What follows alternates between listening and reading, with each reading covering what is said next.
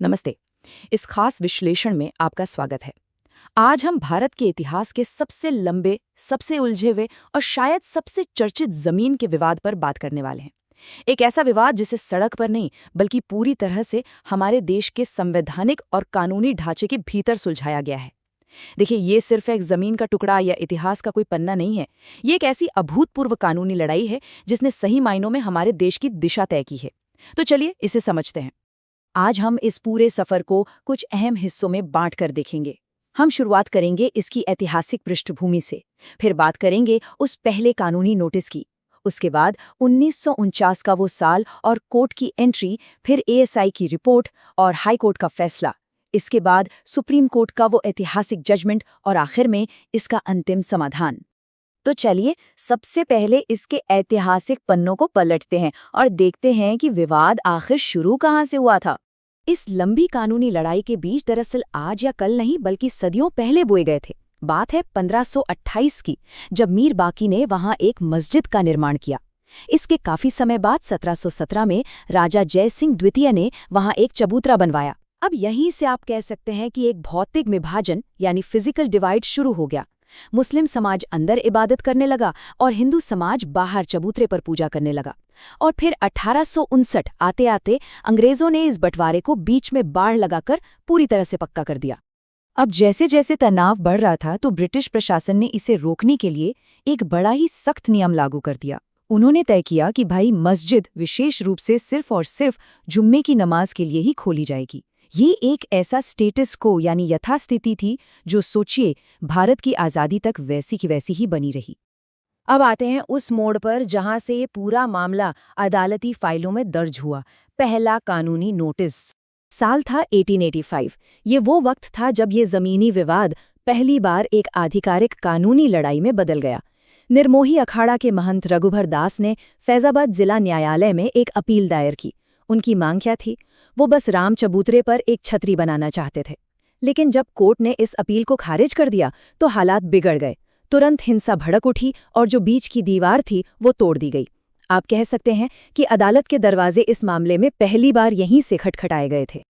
अब हम एक बहुत ही अहम साल पर आते हैं, 1949, जब न्यायपालिका को हमेशा के लिए इस मामले में दखल देना पड़ा।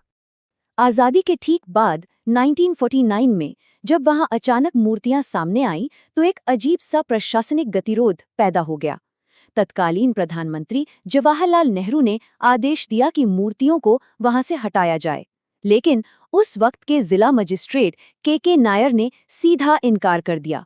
उनका कहना था स्थिति नियंत्रण से बाहर है और मूर्तियों को किसी भी परिस्थिति में हटाया नहीं जा सकता। जरा सोचिए इस टकराव को। सरकार और प्रशासन आमने सामने थे और इसी टकराव ने इस विवाद को हमेशा के लिए अदालतों के हवाले कर दिया।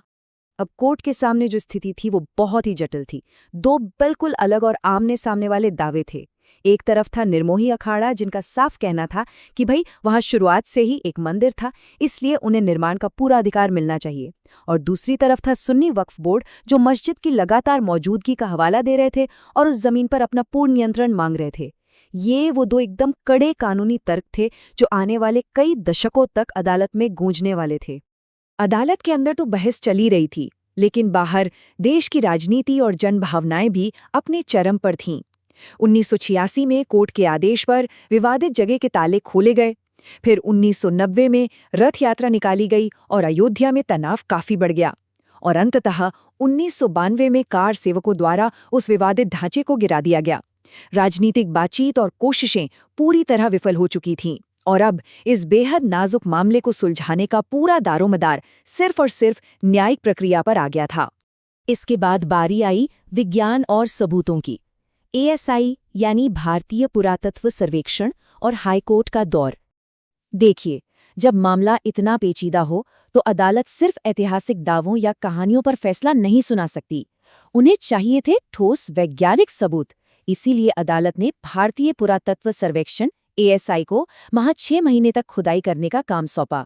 और जब उनकी रिपोर्ट आई तो उसमें 10वीं और 12वीं सदी के हिंदू मंदिरों के अवशेष मिलने की पुष्टि हुई। बस यही वो टर्निंग पॉइंट था, यही वो रिपोर्ट थी जो आगे चलकर कोर्ट के सबसे बड़े फैसलों का मुख्य आधार बनी। इन्हीं सबूतों को देखते हुए 2010 में इलाहाबाद हाईकोर्ट ने एक बड़ा ही अनोखा फैसला दिया।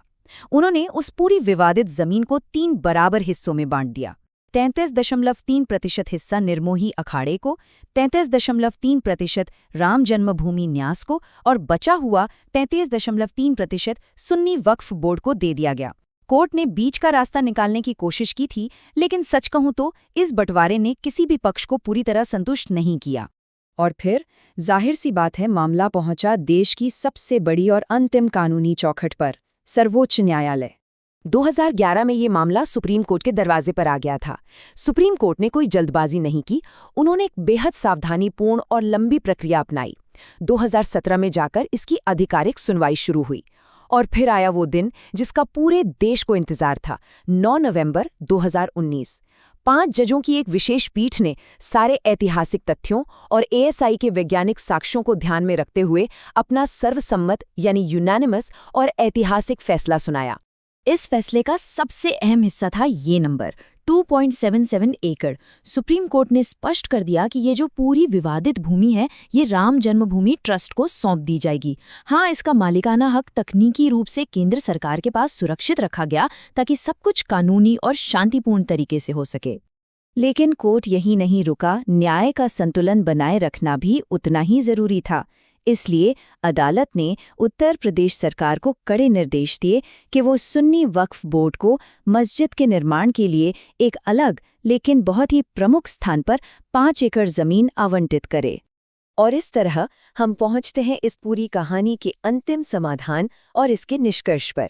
सुप्रीम कोर्ट का वो फैसला इतना स्पष्ट और निर्णायक था कि उसने बिना किसी नई हिंसा के शांतिपूर्ण निर्माण का रास्ता बिल्कुल साफ कर दिया। 5 अगस्त 2020 को नए मंदिर की आधारशिला रखी गई और फिर 22 जनवरी 2024 को आधिकारिक उद्घाटन और प्राण प्रतिष्ठा का कार्यक्रम संपन्न हुआ। दशकों तक चले विरोध, अनिश्चितता और कानूनी उलझनों के एक पूरे युग का अंततः समापन हो गया।